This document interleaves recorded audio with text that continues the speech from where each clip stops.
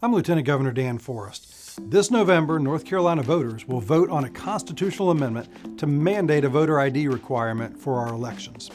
34 states already have voter ID requirements, and North Carolina is one of just 16 states who do not.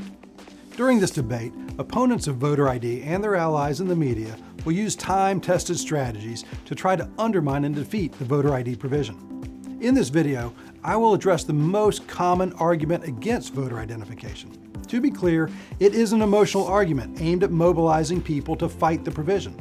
The argument is without merit, and it goes like this. A voter ID is a form of voter suppression aimed at the minority voting electorate.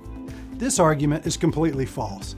Let's address the argument by using something lacking in today's world, a little common sense. In today's world, you need a form of identification to open a bank account, apply for food stamps, apply for welfare, Medicaid, Social Security, unemployment, or apply for a job. You have to show a form of ID to rent a house, buy a house, apply for a mortgage, drive a car, rent a car, buy a car, board a plane, get married, purchase a gun, adopt a pet, or even rent a hotel room. Proof of identity must be established before you can apply for a hunting license or fishing license, buy a cell phone, pick up a prescription, donate blood, hold a rally or protest, buy a video game, purchase nail polish at the drugstore, purchase spray paint, purchase cold medicines, or even return a purchase at Walmart. If the argument is that showing an ID to vote is an attempt to exclude minorities, then all the things I just mentioned must be also, and this list is far more common in everyday life than voting. Come on, who buys that argument anyway? I believe it is far more problematic for the opponents of voter ID to assume that minorities are not capable of obtaining an ID to participate in the most basic transactions of society.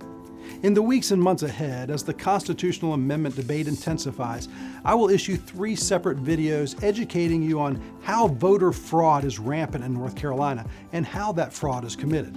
It is a bold statement for opponents to say I and others who support voter ID are doing so to suppress minority voters. Here's the opposite bold statement. The only reason to push for voting without an ID is because you intend to commit fraud. While those who oppose voter ID will use these emotional arguments, they will do nothing to educate the citizens of the role provisional balloting plays in committing fraud. Nothing to educate the citizens on the subjectivity found in the process for handling provisional ballots, and nothing to educate the citizens on the documented fraud that is rampant around our state. I will address these issues in detail in future videos. Look for my upcoming video entitled Voter Fraud 101, The Case for Voter ID. Thanks for watching.